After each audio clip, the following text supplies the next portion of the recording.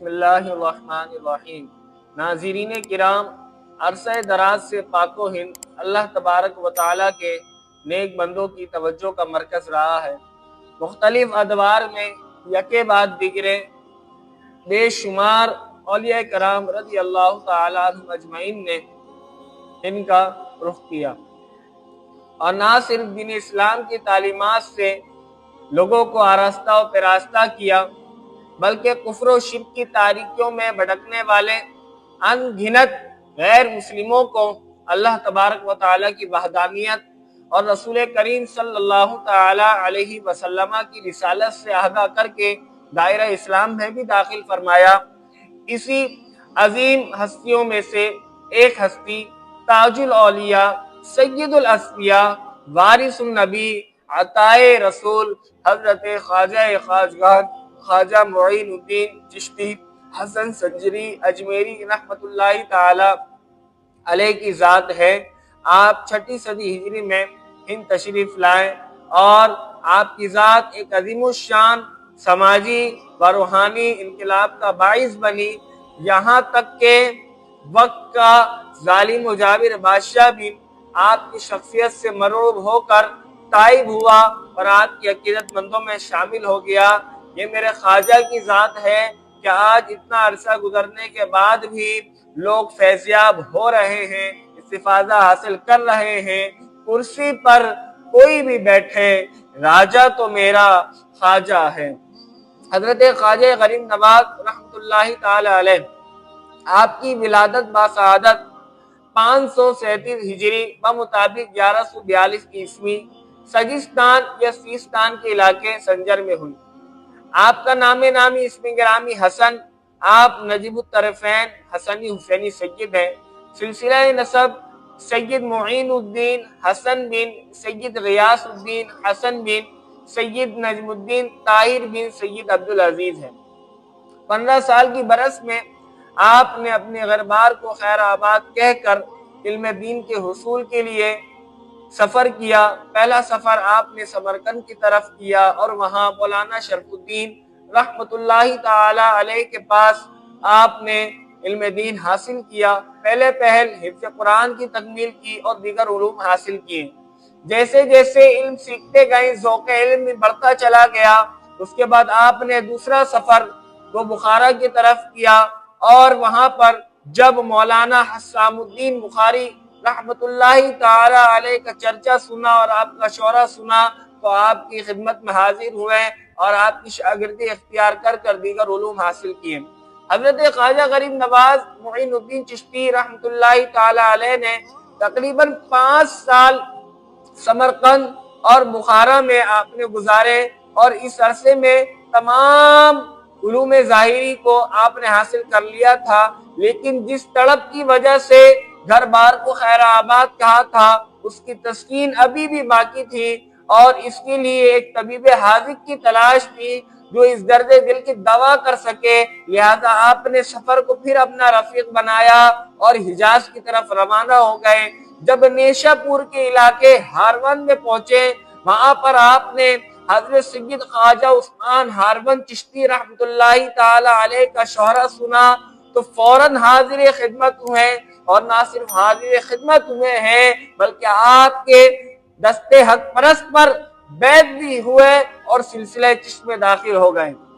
حضرت خواجہ معین الدین چشتی رحمت اللہ تعالی علیہ اپنے شیخ کے اس قدر منظور نظر تھے، اس قدر محبوب تھے کہ ایک بار حج کے موقع پر جب خواجہ معین الدین چشتی اجمیری رحمت اللہ تعالی علیہ اپنے شیخ کے ساتھ تھے تو آپ کے شیخ نے بیت اللہ شریف میں مزاب رحمت کے نیچے میرے خواجہ کا ہاتھ پکڑا اور بارگاہ الہی میں عرض کی، اے میرے مولا معین الدین حسن کو قبول فرما۔ اللہ اکبر، غیب سے آواز آئی، معین الدین ہمارا دوست ہے، ہم نے اسے قبول کیا، ہم نے اسے قبول کیا۔ پھر جب آپ کی ایک بار حاضری مدینہ طیبہ میں ہوئی اور آپ روضہ رسول صلی اللہ تعالی علیہ وسلم میں حاضر ہوئے، سلام پیش کیا، میرے مصطفیٰ کریم نے جواب بھی عنایت فرمایا، اور نہ صرف جواب عنایت فرمایا بلکہ ہند کی ولایت بھی آپ کو عطا کی، سلطان الہند کا تاج بھی آپ کو نوازا، اور ہند کی طرف اشارہ کیا کہ وہاں جاؤ، تمہارے ذریعے سے وہاں بے دینی دور ہو جائے گی۔ پھر میرے خواجہ نے مدینہ طیبہ سے جو سفر باندھا وہ ہند کی طرف تھا، اور راستے میں آپ نے بے شمار اولیاء کرام رضی اللہ تعالی عنہ اجمعین سے اقتضاب فیض کیا۔ حضرت خواجہ غریب نواز رحمۃ اللہ تعالی علیہ جب ہند میں داخل ہوئے ہیں تو 90 لاکھ سے زائد غیر مسلموں کو آپ نے مسلمان کیا، اور نہ صرف مسلمان کیا بلکہ فیض وجود کا ایسا دریا بہایا کہ آج تک اس فیض کا سلسلہ جاری ہے۔ اپنے تو اپنے بلکہ غیر مسلم بھی آپ کو مانتے ہیں، آپ کی شخصیت سے مرعوب ہو کر آپ کے عقیدت مندوں میں شامل ہو جاتے ہیں۔ یہ میرے خواجہ کی ذات ہے۔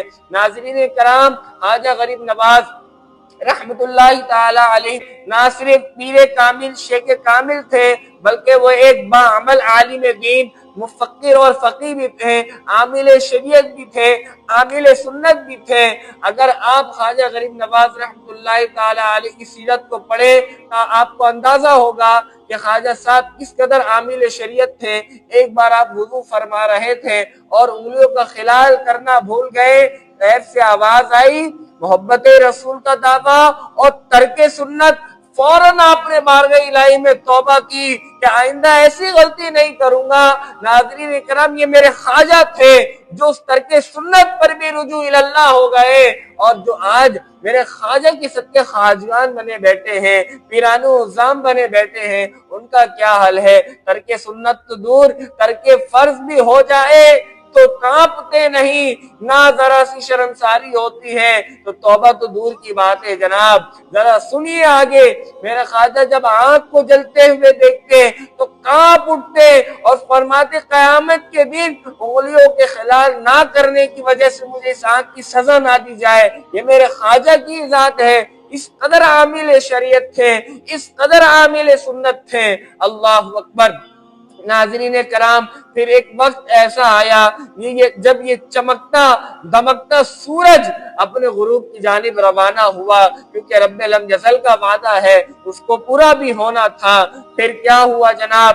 بروز پیر 16 مارچ 1233 عیسوی 636 ہجری فجر کے بعد مریدین آپ کا انتظار کر رہے تھے کہ شیخ کامل اپنے حجرے سے باہر تشریف لائیں گے اور نماز فجر پڑھائیں گے، لیکن انہیں کیا معلوم تھا کہ آج یہ چمکتا دمکتا سورج جو ہے وہ غروب ہو جائے گا۔ جب کچھ دیر گزرنے کے بعد شیخ کامل کا حجرہ مبارک کا دروازہ نہیں کھلا، جب لوگوں نے آپ کے حجرے کا دروازہ کھولا تو دیکھا کہ آج معین الدین چشتی لاکھوں دلوں کا چین، آنکھوں کی ٹھنڈک، جس کو دیکھ کر لوگوں کے دل کو تسکین ملا کرتی تھی، جس کو دیکھ کر سکون آ جایا کرتا تھا، جو سب کا محبوب تھا، جو سب کا منظور نظر تھا، آج وہ وصال فرما گیا۔